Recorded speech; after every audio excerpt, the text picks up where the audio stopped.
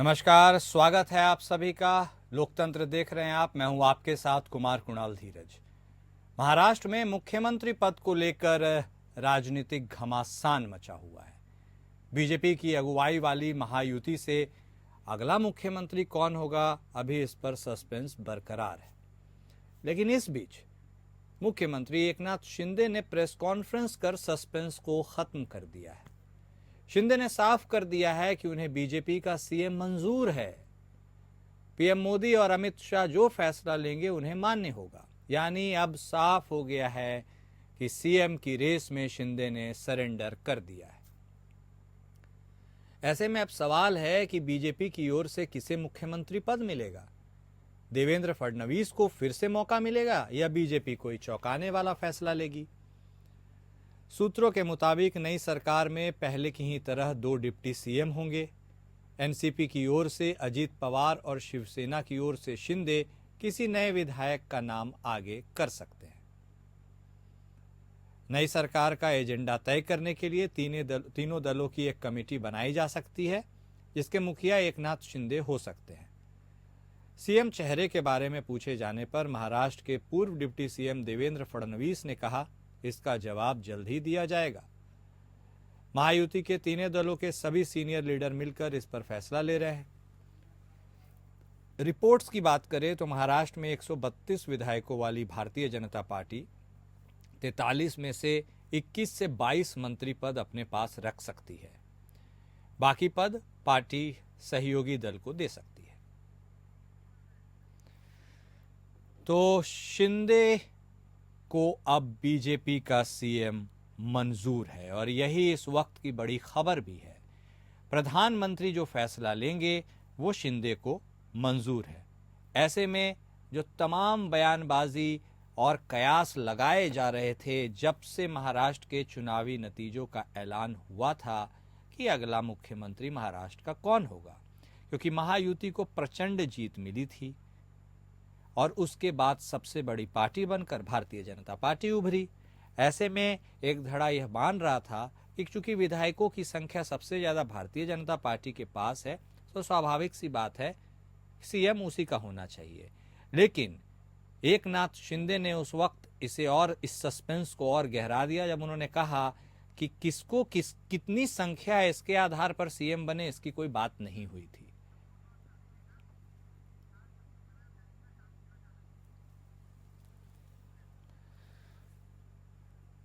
और अब जिस तरह से सस्पेंस काफी हद तक छट गया है पार्टी वाइज, लेकिन अभी भी जो सस्पेंस है वह चेहरे को लेकर बरकरार है। और इसी मुद्दे पर आज हम बातचीत को आगे बढ़ाएंगे, लोकतंत्र में चर्चा करेंगे। हमारे साथ हमारे खास मेहमान जुड़ चुके हैं। हमारे साथ भारतीय जनता पार्टी के तरफ से बतौर प्रवक्ता शांत प्रकाश जाटव साहब जुड़े हैं। वहीं एनसीपी अजीत पवार गुट के तरफ से नेता मुकलेश शेख साहब बतौर प्रवक्ता जुड़े हैं और शिवसेना शिंदे गुट की तरफ से बतौर प्रवक्ता अभिजीत बोराटे साहब भी हमारे साथ जुड़ चुके हैं। सबसे पहले जाटव साहब आप ही के पास आएंगे। सबसे ज्यादा विधायक आप ही के हैं। महाराष्ट्र विधानसभा की बात करें जो चुन करके आए हैं, सबसे बड़ी पार्टी, स्वाभाविक सी बात है आप ही बनकर उभरे हैं। ऐसे में सर इतना लंबा वक्त क्यों लगा? अब 23 तारीख को नतीजे आ गए, उसके बाद इतना मंथन, इतना बैठक। अब बड़ी पार्टी होने के नाते सीएम तो आपका होना ही था, लेकिन अभी भी अब नाम के ऊपर सस्पेंस है। सर अब सस्पेंस के बादल हटाइए जाटव साहब।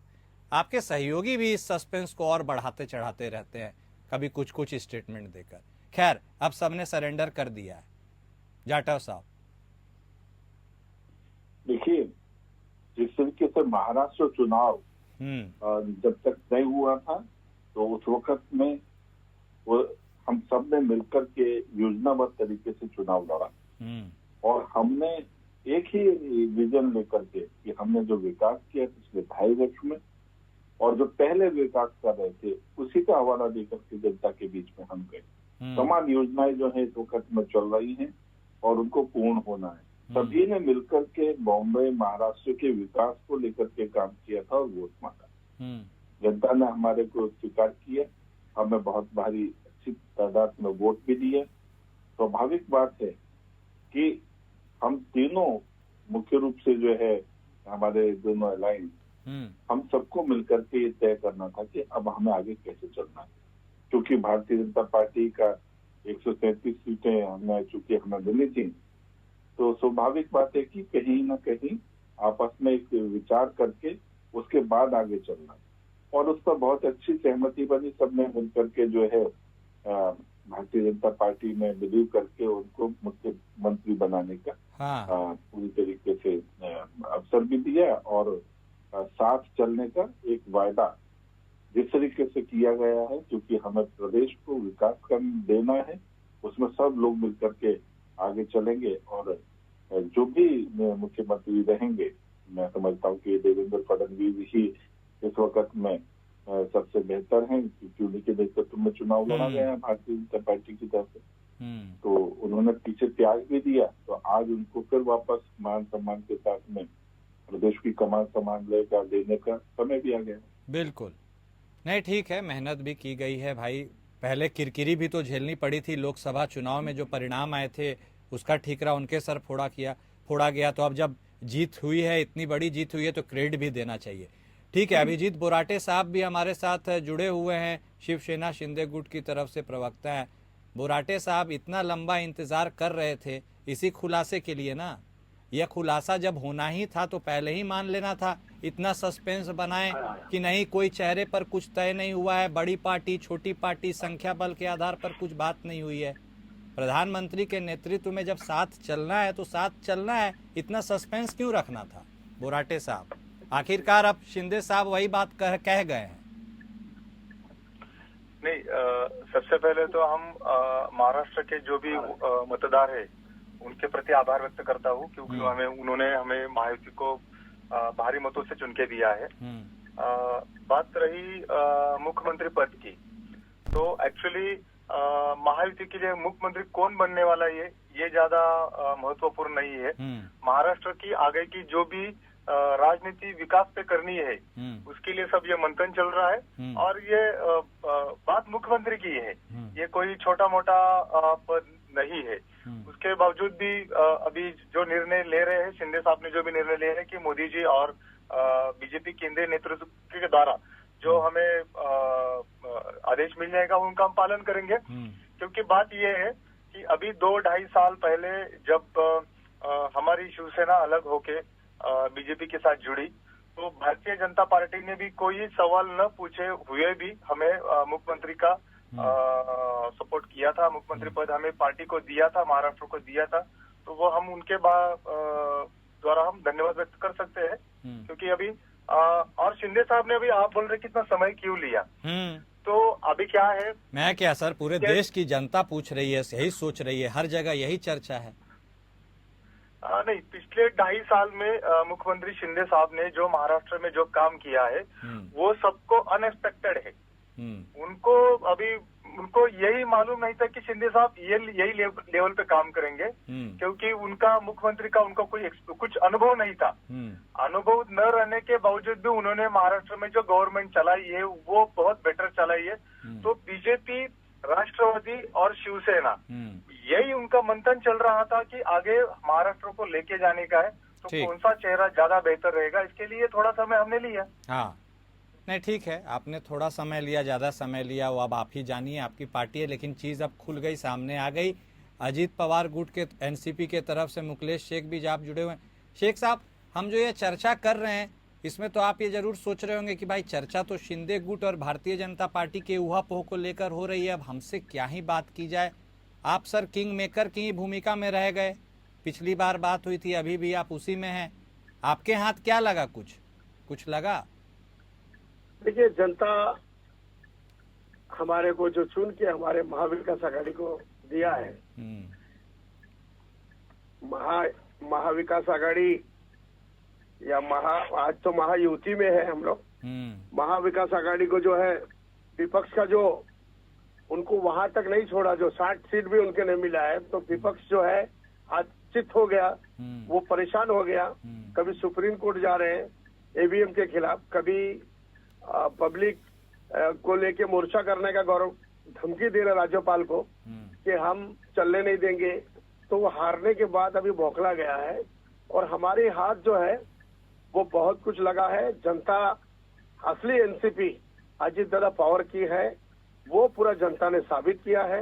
41 कम नहीं होता है, 41 बहुत उम्मीद से दोगुनी मिली है। लाडली बहन योजना जो महाराष्ट्र में चल रहा है, किसान योजना, लाडली भाव योजना, अजीत दादा पावर ठीक है मुख शेख साहब, विपक्ष की बात छोड़िए, अब आप संख्या की बात कर रहे हैं तो कम नहीं है, बेशक कम नहीं है, आपने अच्छी फाइट लगी, लेकिन इतनी भी ज्यादा नहीं है कि अजीत दादा सीएम बन जाए। तो इस बार फिर से संतोष करना पड़ेगा ना अजीत दादा को सीएम इन वेटिंग उप मुख्यमंत्री से। बिल्कुल राइट आपने बोला है कि संख्या हमारे पास कम है। शिंदे साहब के बाद हमारा नंबर आता है। सीट ही कम मिली थी आपको। हाँ, शिंदे साहब जो है सीएम के रेस में है और कहीं हम लोग सीएम की रेस में अभी नहीं है। नहीं, शिंदे साहब अब सीएम की रेस से बाहर है, सरेंडर कर दिए। मैं बोल दूं, हाँ बोलिए। कब किए? पहले से कार्यकर्ताओं का माहौल, कार्यकर्ता उनके घर में, थाने में सारे कार्यकर्ता चाहता है कि अपना नेता सीएम बने। मैं भी चाहता था अजीत पवार साहब सीएम बने। ये अच्छी बात कही आपने। हाँ। संख्या भी देखना पड़ेगा। प्रफुल्ल भाई पटेल और सुनील तटकरे महाराष्ट्र का अध्यक्ष, हमारे नेता अजीत दादा पवार साहब ने पहले कह दिया कि हमारा जो सपोर्ट है हमने जो बीजेपी को दिया है, और बीजेपी जिसको भी चुन के सेंट्रल गवर्नमेंट से अजीत पवार साहब के और देवेंद्र फडणवीस और शिंदे साहब, सारे लोगों का बॉस आज की तारीख में दिल्ली मोदी जी है, अमित शाह है, जेपी नड्डा साहब है। ये लोग तय करेंगे कि सीएम किसको बनाना किसको नहीं। अब सीएम के लिए समर्थक हम लोगों ने लिख के दे दिया, बीजेपी का समर्थक हो, बीजेपी का सीएम हो। और उसमें कोई भी, ज्यादातर तो मुझे डाउट है और मेरे पास जो जानकारी है, देवेंद्र जी को सीएम बना रहा है। नहीं ठीक है, आपका काम पूरा हो गया, आपने समर्थन की बात कर दी, ठीक है, मान गए आपकी बात। हाँ नहीं ठीक है। जाटव साहब देखिए, अंदर खाने यह बात बिल्कुल चल रही है कि फडणवीस साहब ही अगले मुख्यमंत्री होंगे। सर नाम लेने में अब क्या दिक्कत हो रही है किसी को? यहाँ तक कि भारतीय जनता पार्टी के लोग भी नहीं अभी तक देवेंद्र फडणवीस साहब का नाम ले रहे हैं, मतलब अंदर अंदर नाम ले रहे हैं, चुपकी चोरी चोरी चुपके खुल के नहीं बोला। शिंदे साहब से भी अगर पूछा गया तो भी उन्होंने भी नाम नहीं लिया। पता तो सबको है ही ना सर, या अभी भी आपको लग रहा है कि राजस्थान और मध्य प्रदेश की तरह कुछ खेल हो सकता है? जाटव साहब, मैं ये नहीं मानता कि जो है नाम लेने से नाम देखो, जब तक हमारा संगठन का जो मुख्य जो हमारी जो पार्लियामेंट्री कमेटी है वो जब तक तय नहीं कर देगी तब तक नाम लेना उचित, उसका कोई औचित्य नहीं बनता। ठीक है, चुनाव में सबने मिलकर के शामिल हुए, सबने अपना अपना पक्ष जो है वो भाजपा के समक्ष रख दिया। अब चूंकि सभी मिलकर के सपोर्ट कर रहे हैं, अब सारा विषय पार्लियामेंट्री बोर्ड में जाएगा। मतलब सर ये बता दीजिए, औपचारिक घोषणा का ही, औपचारिक ऐलान का ही बस इंतजार है ना, या फिर कोई और सरप्राइज एंट्री भी हो सकती है? देखिए, हर एक हमारे जितने भी विधायक जीत करके आए, सभी अपने आप में सक्षम है और सबने अपने अपने क्षेत्र से जीत हासिल करी है। तो ऐसे में हर कोई ये चाहता है कि मैं मुख्यमंत्री बनूं। पार्टी भी इन सब चीजों को देखती है। अब देवेंद्र फडणवीस जी जिस तरीके से लगातार बहुत बेहतरीन काम कर रहे हैं, तो उसमें किसी तरीके का कोई इफ एंड बट नहीं बनता। मुझे लगता है कि देवेंद्र फडणवीस जी जो हैं, जिस तरीके से उन्होंने पहले मुख्यमंत्री पद को छोड़ करके उप मुख्यमंत्री पद को स्वीकार किया, बतौर कार्यकर्ता के रूप में आपने काम किया, आज उसका परिणाम हमें चूंकि मिल रहा है, तो आगे मैं मान करके चलता हूँ कि देवेंद्र फडणवीस जी के नाम पर सबकी सहमति बन जाएगी और उनको मुख्यमंत्री घोषित किया जाएगा। ठीक, एकदम सही बात। ये कहते हैं कि किया जाना चाहिए। नहीं, सही बात कही आपने। बस यही औपचारिक तौर पर ऐलान होना बाकी है, जिसकी हिम्मत अभी कम लोग जुटा पा रहे हैं। एनी हाउ, मिसाल तो देवेंद्र फडणवीस साहब ने पेश की थी जब मुख्यमंत्री उप मुख्यमंत्री बन गए थे, और इसीलिए बोराटे साहब आपके पास आते हुए अब ड्राइवर सीट से पिलियन सीट पर बैठने की बारी आपकी है बोराटे साहब। तो अब आपको लग रहा है जो कभी ड्राइवर हुआ करते थे, अब वो पीछे पैसेंजर के तौर पर बैठेंगे और अब गाड़ी यानी सरकार चलाने की जिम्मेदारी भारतीय जनता पार्टी के पास है। तो फडणवीस साहब से तो बहुत कुछ सीख ही लिया होगा आप लोगों ने भी। महायुति के द्वारा ड्राइवर कौन है और उसके बाजू में कौन बैठा है, जो गाड़ी चलाएगा वो ड्राइवर है। नहीं, ये महत्वपूर्ण नहीं है। हमारी सरकार बहुत मजबूती से आई है और हमें राज्य का विकास करने का है। हाँ। और अजित दादा है, देवेंद्र जी है और शिंदे साहब है, इन तीनों में कोई भी मतांतर बिल्कुल नहीं है। तो हमें पूरा विश्वास है कि जैसे मुख्यमंत्री शिंदे साहब को देवेंद्र जी ने जो पूरी सपोर्ट की थी, उसी द्वारा हम भी हमारी पार्टी से सरकार चलाने के लिए आगे 5 साल के लिए पूरा सपोर्ट हमारी पार्टी से रहेगा। फडणवीस साहब का ये भी बता दीजिए, नाम स्वीकार्य है ना? अभी औपचारिक ऐलान नहीं हुआ है, लेकिन फिर भी नहीं, बिल्कुल। हमें सुनिए मेरी बात। हाँ। अगर समझो हमारा केंद्रीय नेतृत्व अगर मोदी जी कर रहे हैं, हाँ। मोदी जी अगर बोल रहे हैं कि अजित दादा को सीएम बनाना है, हमारा पूरा समर्थन है। अगर मोदी जी बोल रहे हैं कि हमें देवेंद्र जी को सीएम बनाना है, हमारा पूरा समर्थन रहेगा, क्योंकि हमने तीनों ने एक मिलके चुनाव लड़े हैं। तो कोई भी सीएम बनने दो, महाराष्ट्र का विकास होना चाहिए। हाँ, महाराष्ट्र का विकास होना चाहिए। और देखिए, हम बात कर रहे हैं ड्राइवर की, पैसेंजर की, पिलियन की, तो शेख साहब भी लग रहा है कि गाड़ी में ही बैठे हुए हैं। हाँ हाँ, और ऐसे में शेख साहब, आप अपने आप को उस गाड़ी के अंदर किस भूमिका में पा रहे हैं, ये भी बता दीजिए। ड्राइवर, पिलियन सब तो डिसाइड हो गया है। देखिए, किंग मेकर अजित दादा पवार साहब है। हाँ। पूरे टाइम में हमने बीजेपी का साथ दिया है, शिंदे साहब का साथ दिया है। तो आज अच्छा दिन आया, अच्छे सबका साथ सबका विकास, और उसके अंदर हमें भी भागीदारी मिलना चाहिए। हमारे लोगों को भी अच्छा मंत्री पद मिलना चाहिए। और पालक मंत्री सारे जो शिंदे साहब ने दावा किया था अच्छे अच्छे जगह पे कि शिंदे साहब को पालक मंत्री ज्यादातर देकर मनाने की कोशिश कर रहा है भाजपा के लोग, बीजेपी के लोग। तो हम यही आपके चैनल के माध्यम से कहना चाहेंगे कि अजित दादा पवार साहब को भी भूले मत। और अजित दादा पवार ने समर्थक उस टाइम भी दिया, आज भी दे रहे हैं। और कार्यकर्ता जो है उनका मनोबल टूटेगा, क्योंकि हमें भी अच्छा खाता दिया जाए कि महाराष्ट्र के विकास के लिए अजित दादा ने हर डोर टू डोर, जो आज हमारी पार्टी है, बाद में हम आज जो एनसीपी अजित दादा पवार के साथ है, सारे कार्यकर्ता जो उस टाइम आए थे, आज 41 हमारे आमदार चुन के आए, तो लाखों कार्यकर्ता हमारे साथ जुड़े हैं और लोग जुड़ रहे हैं। तो ये उम्मीद के साथ है कि देवेंद्र जी बने या कोई और बने, शिंदे साहब तो अपनी जगह काम करेंगे और अजित दादा पवार साहब को भी सम्मान मिलेगा। लेकिन हमारे पार्टी के, एनसीपी के हमारे जो मंत्री पद है और जो खाता है, वो जरा अच्छा मिल जाए तो बेहतर होगा। नहीं, ठीक है। तीसरे नंबर में है। हाँ। इसके वजह से हमारी मांग है कि भाई हमें नजरअंदाज ना करें। हाँ, नहीं, फडणवीस साहब आपको तो स्वीकार है ही, बस मेन अड़चन जो थोड़ा बहुत रोड ब्लॉक था ना, वो बोराटे साहब की वजह से ही रुका हुआ था। घुमा घुमा के बात नहीं करेंगे, सीधी बातें। हमारे लोगों ने समर्थक अजित पवार ने दिया है, हमारे प्रफुल्ल भाई पटेल, महाराष्ट्र अध्यक्ष सुनील तटकरे साहब, और हम सबको मान्य है जो हमारे लीडर ने दिया, समर्थक दिया, उस पर हम लोग मिलकर काम करके महाराष्ट्र के विकास करें। नहीं, ठीक है। और अब तो जो हल्का सा जो भी रोड ब्लॉक था जिसके चलते वेट पीरियड चल रहा था, वो बोराटे साहब की पार्टी की तरफ से था, वो भी क्लियर हो गया है। इसका मतलब बस नाम के ऐलान की बाकी है। अब आते हैं जो एक्चुअल अब बात होगी। जाटव साहब, अब जब भारतीय जनता पार्टी के तरफ से अगला मुख्यमंत्री होगा महाराष्ट्र का, सबसे बड़ी पार्टी होने के नाते आपके लिए एक यह भी चुनौती होगी कि आपकी जो दो सहयोगी पार्टी हैं, जो कभी कभार आपसे हल्का फुल्का सही रूठती हुई भी नजर आती है, उनको भी साथ में लेकर चलने के लिए एक चुनौती है। मैसिव मैंडेट आपके साथ है, इस चुनौती को निभा पाएंगे? देखिए, तीनों का मकसद एक है, और वो मकसद है कि महाराष्ट्र में डेवलपमेंट किया जाए, ताकि हम जिस तरीके से पीछे जीत करके आए हैं, इस बार जीत करके आए हैं, इसी प्रकार से हम अवधि से जीतते रहे। और जाहिर सी बात है कि तीनों का एक ही फिलॉसफी है, डेवलपमेंट। तो किसी भी सूरत में मैं नहीं मानता कि हमारे दोनों जो साथी घटक हैं वो कहीं भी जो है आपस में असहयोग वाला वातावरण बनेगा। हमने उस परिस्थिति में काम कर लिया जिस वक्त में हमारे पास में उतना बेहतरीन माहौल नहीं था। हाँ। और उसके बावजूद हमने बहुत अच्छे काम किए। आप डेवलपमेंट के आधार पर जिस तरीके से हमने काम किए हैं, मैं समझता हूँ कि हमें उसी लाइन पर चलना है।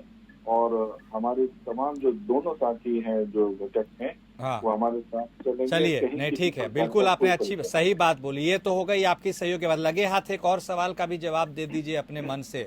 अब तो फुल बैटिंग फ्री हैंड करने का वक्त आ गया है महाराष्ट्र में जाटव साहब।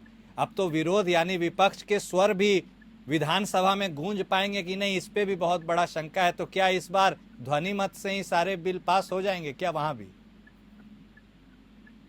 देखिए, डेवलपमेंट के लिए जितने भी बिल पास करने हैं, हाँ। वो ध्वनि मत किया, वो तो हमारे पास में पूर्ण बहुमत है। और हमारा किसी प्रकार का कोई ऐसा निजी स्वार्थ नहीं है कि किसी को भी, जनता को किसी प्रकार परेशान करना।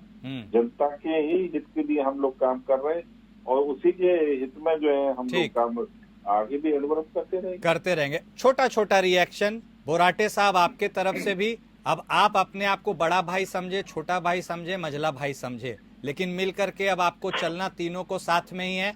अब आप उस कैटेगरी में अपने आप को जिस पर भी आके, लेकिन लगता है अगले 5 साल आप तीनों के लिए बिल्कुल स्वर्णिम काल होगा। बोराटे साहब, बोराटे साहब को आपने कम से कम 50 टाइम नाम लिया है। हाँ। बोराटे साहब से हमारी अपील है कि हमारे तरफ अच्छे से देखे और उनकी पार्टी हमारे लोग के साथ न्याय करे। पहुंच गई, आपकी अपील पहुंच गई उनके पास। बोराटे साहब जल्दी से।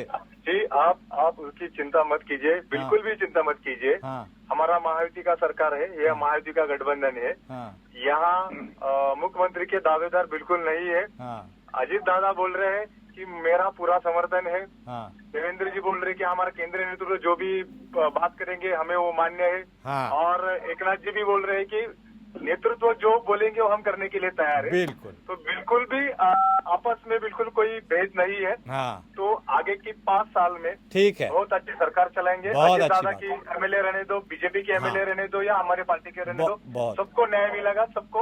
ओके बोराटे साहब, सामने कोई बोलने को ओके बोराटे साहब, बहुत। शेख साहब आपके पास भी आएंगे, आप ही के पास अब आ रहे हैं। अब जल्दी से एक छोटा सा क्विक रिएक्शन आप भी दे दीजिए। तीनों को मिलकर सरकार चलाना है, कितनी स्पीड से गाड़ी चलेगी? मुझे पूछ रहे हैं सर? हाँ, आप ही को पूछ रहा हूँ।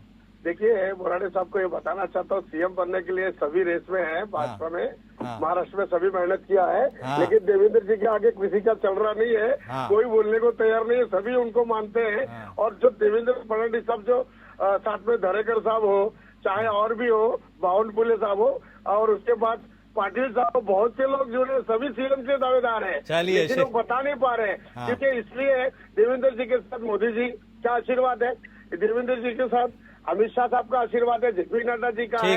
तो देवेंद्र जी ने बनाने का काम किया है सबको ना, तो सबका बहुत देवेंद्र जी हो गया। शेख साहब भी बहुत चुटीले अंदाज में मजाक कर लेते हैं, लेकिन इस मजाक के साथ एक लाइन यह भी है, all well that ends well. Mahayuti के लिए यही बड़ी मेरे सर छोटी सी मेरी दुश्मनी तो अंधेरे से है, हवा बेवजह मेरे खिलाफ है। वाह, क्या बात है। चलिए, बहुत शुक्रिया आप तीनों खास मेहमान का हमारे साथ जुड़ने के लिए, बातचीत करने के लिए। तो आखिरकार बात महाराष्ट्र की हो रही थी और महाराष्ट्र में सस्पेंस के बादल छट गए हैं। भारतीय जनता पार्टी का ही सीएम होगा, बस नाम के ऊपर थोड़ा सा सस्पेंस है, लेकिन इशारों में सब कुछ साफ ही है। जिसे समझना है वो समझ ले। मेरे साथ लोकतंत्र में आज के लिए इतना ही। नमस्कार।